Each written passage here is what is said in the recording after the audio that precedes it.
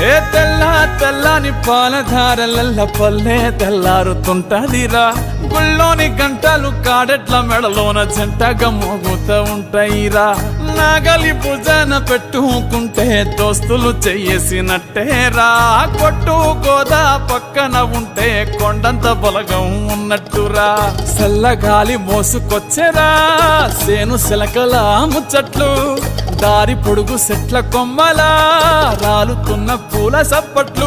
గట్టి మోపులు కాల్వ గట్టులు చెమట సుక్కల్లో తడిసిన ఈ మట్టి గంధాల